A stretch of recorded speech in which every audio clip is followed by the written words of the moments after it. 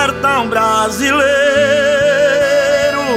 correndo pelas caatingas, atrás de boi marroeiro, enfrentando a própria morte. Meu orgulho é ser vaqueiro.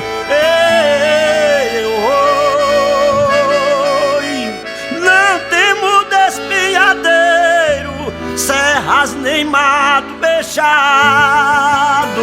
Nunca temi boi valente, jurema nem alastrado. Nunca fui atrás de um boi pra não trazê-lo amarrado.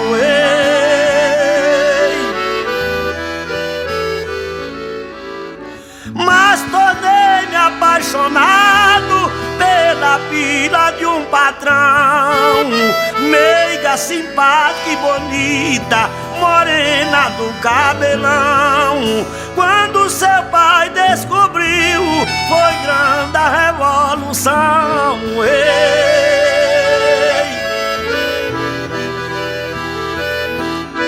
Na sede do casarão, ele mandou me chamar. Fui atender seu chamado quando vi ele falar: é verdade que você namora com Rosimar?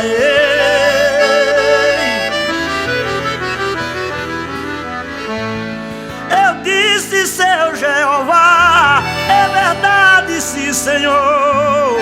Tô amando sua filha e é porto nosso amor. Quero ela em casamento. O velho disse: eu não dou.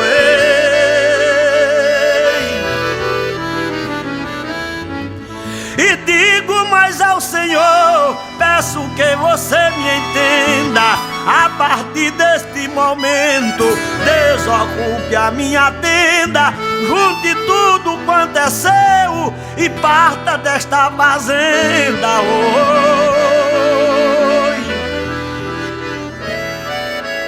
Eu procurei minha prenda, lhe contei todo o castigo. Meu amor, irei embora, estou correndo perigo. Ela disse: irei também, carrega